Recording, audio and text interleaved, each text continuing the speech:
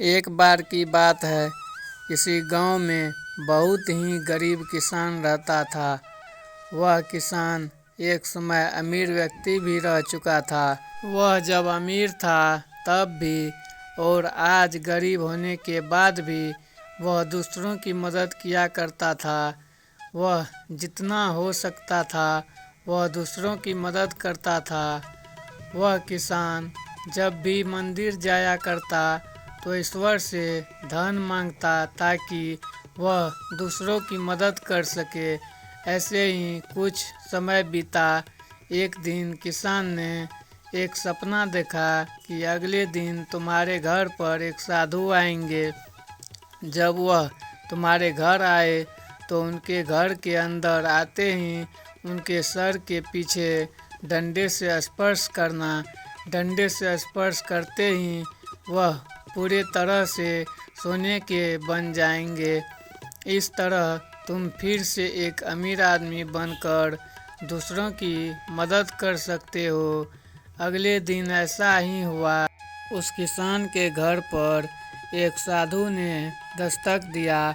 यह किसान पहले से ही डंडा लेकर तैयार था। जैसे ही वह साधु घर के अंदर आया, किसान ने डंडे से उसके सिर के पीछे स्पर्श किया और वह पूरी तरह से सोने के बन गए। अब यह सब कुछ एक नाई अर्थात बाल काटने वाला ने देख लिया। यह नाई किसान के घर किसान का बाल काटने आया था। उस नाई ने सोचा, अगर किसी साधु को डंडा से मारने पर सोने का बदलता है तो मैं इस तरीके से बहुत ही अमीर बन सकता हूँ। मुझे भी साधुओं को डंडे से मारकर अमीर बनना चाहिए। उस किसान ने तो बस एक ही साधु को डंडा से मारा। मैं एक से ज़्यादा साधु को डंडे से मारकर उससे भी ज़्यादा पैसे वाला बन जाऊंगा। यह सोचकर नाई ने उस साधु को अपने घर भोजन और दान देने के लिए बुलाया। साधु भी परेशान थे कि जो नाई हमें कभी कुछ भी दान नहीं दिया, आज वह भोजन भी खिलाएगा और दान भी देगा। वैसे भी वह सभी साधु नाई के बताए समय पर नाई के घर पहुंच गए। नाई ने अपनी सारी तैयारी कर लिया था। जैसे ही साधु नाई के घर के अंदर गए, नाई ने अपने घर का दरवाज़ा बंद कर दिए।